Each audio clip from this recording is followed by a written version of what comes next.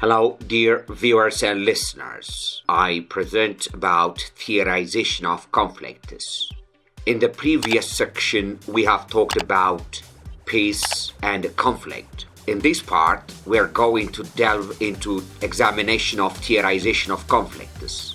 Understanding the root causes, dynamics, and outcomes of conflicts is very essential for devising effective strategies to prevent and resolve them.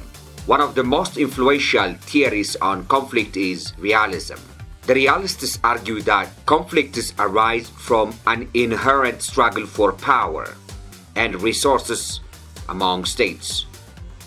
The security dilemma, where one state's pursuit of security can be interpreted as a threat by others.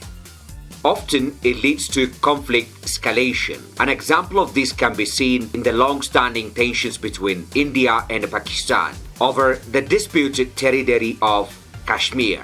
Both states view Kashmir as vital for their national security, and their competing claims have resulted in multiple military conflicts and ongoing instability. Another theoretical perspective is constructivism. It emphasizes about the role of ideas, norms, and identifies in shaping conflicts. Constructivists argue that conflicts are not solely driven by material interests, but also by differing perceptions and interpretations of reality. A notable example of this is the Israeli-Palestinian conflict. The roots of this conflict lie in competing national narratives, religious beliefs, and conflicting identities. Constructivists also emphasize about the importance of understanding and addressing these underlying ideas and identities to achieve a sustainable resolution. A third approach to theorizing conflicts is liberalism, which emphasizes the role of institutions, democracy, and economic interdependence in preventing and resolving conflicts. Liberal theorists argue that democratic states tend to be more peaceful as they have internal mechanisms for conflict resolution and cooperation.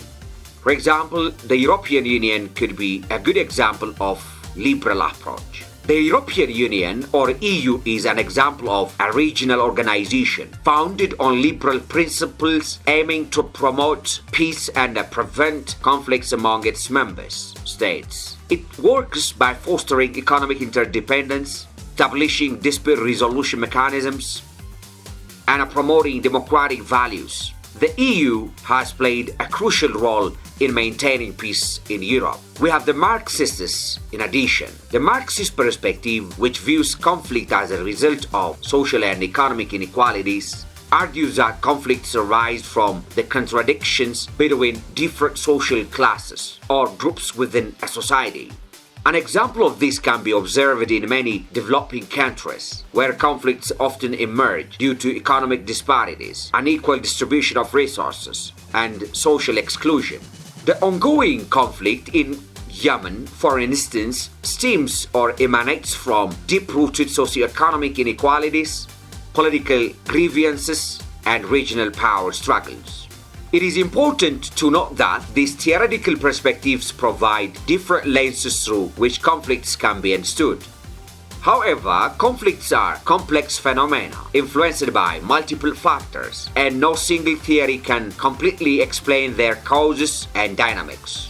Scholars and policymakers must consider a range of theories and conduct in-depth empirical analysis to gain a comprehensive understanding of conflicts and develop effective strategies for resolution and peace building. In examination of these theories through the lens of realism, constructivism, liberalism, and Marxism, we can gain insights into different causes and dynamics of conflicts. So, let's see some major theories which we use in analysis of conflict and conflict resolution, conflict transformation. The first one is relative deprivation theory. Relative deprivation theory, it is caused by the feeling of deprivation by comparing others to self in political, economic, social, and other factors. The concept of relative deprivation suggests that feelings of discontent, grievances can arise when individuals or groups perceive themselves as being deprived of resources, opportunities, or status compared to others they perceive as their reference groups. This theory also helps shed light on the role of perceived inequalities in fueling conflict, especially in the context of African conflicts. Relative deprivation theory argues that when individuals or groups feel that they are unfairly treated or deprived compared to others,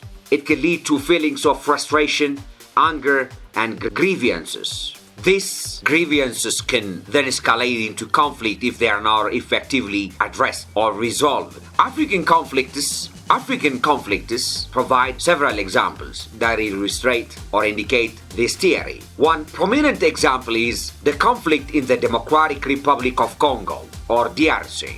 The DRC has experienced protracted and multi-layered conflicts involving various armed groups, neighboring countries, and internal factions. The theory of relative deprivation helps explain the underlying factors behind this conflict. The people in the eastern provinces of the Democratic Republic of Congo have often felt marginalized and excluded from access to political power, economic opportunities, and resources. These feelings of relative deprivation have contributed to grievances and fuel the conflict, as different groups compete for control over valuable resources and seek to address their perceived inequalities.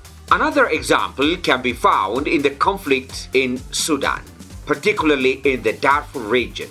The Darfur conflict that has occurred before has been characterized by tensions between different ethnic groups, including the Arab-dominated government and the marginalized non-Arab communities. The theory of relative deprivation helps explain the dynamics of this conflict, as the non-Arab communities in Darfur have long felt marginalized and deprived of resources and opportunities. Their grievances against the central government's discriminatory policies and neglect fueled a rebellion, leading to a violent conflict. Similarly, the conflict in northern Uganda involving the Lord's Resistance Army, or LRA, can also be understood through the lens of relative deprivation theory. The LRA, predominantly comprised of the Akoli ethnic group, emerged as a response to perceived marginalization and socioeconomic grievances of the Akoli people. They felt marginalized and deprived of political power, economic resources, and social opportunities. The LRA insurgency was in part a response to these feelings of relative deprivation.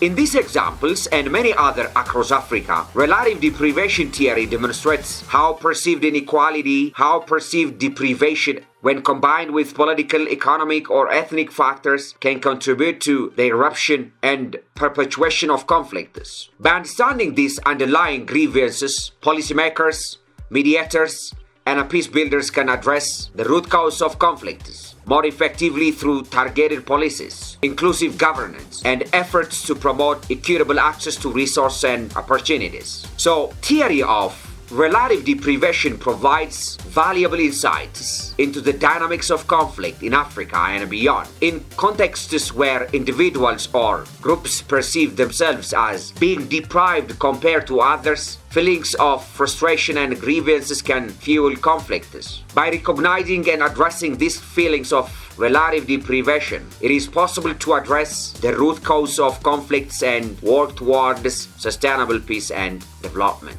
The other theory that we can use in the analysis and resolution or transformation of conflict is identity politics. In conceptualization of identity or ethnic group, for this case, identity or ethnic group is a human social collectivity based on some shared quality of social behavior, thought, or feeling, or common descent of similarities. Identity or ethnic group is a collectivity having real or putative common ancestry, memory of shared historical past, and a cultural focus on one or more symbolic elements. When social collectivity claiming identity and rights as a group, it achieves status of ethnic group. Not all culturally distinct groups are ethnic groups, and not all ethnic groups are culturally distinct groups. Not all ethnic groups are in conflict, and not all conflicts are equal in intensity, and not all conflicts seek the same remedies or means to end them. Identity politics or ethnic politics refers to the political mobilization and organization based on ethnic, racial, or other identity-based affiliations. In African countries, identity politics has been played as a significant role in fueling conflicts and violence. This is due to various factors, including historical grievances, unequal distribution of resources, competition for political power, and manipulation by political elites. One example of identity politics leading to conflict in Africa is the Rwandan genocide in 1994. The conflict between the Hutu and Tutsi ethnic groups escalated into a mass killing, resulting in the deaths of approximately 800,000 people. This tragic event illustrates how identity politics, in this case based on ethnic differences, can lead to widespread violence and loss of life. Here I can give you another example: the conflict in Sudan, particularly the Darfur region again. The conflict in Darfur has been characterized by violence between Arab militias supported by the Sudanese government and African ethnic groups such as the Fur, the Dagwa, Masalit. The conflict has resulted in widespread displacement, deaths, and human rights violations. Ethnic divisions and competition over access to land and resources have played a significant role in fueling the conflict. According to the Armed Conflict Location and Event Data Project, or ACLED, between 1997 and 2020, Africa accounted for nearly one-third of the world's conflict-related fatalities, with many conflicts being rooted in ethnic divisions. Additionally, a study published in the Journal of Peace Research found that the presence of ethnic diversity combined with weak political institutions majorly increases the likelihood of armed conflict in different parts of Africa. Identity politics or ethnic politics in African countries has often been linked to conflict and violence. It manifests through historical grievances, resource competition, power struggles, and manipulation by political elites.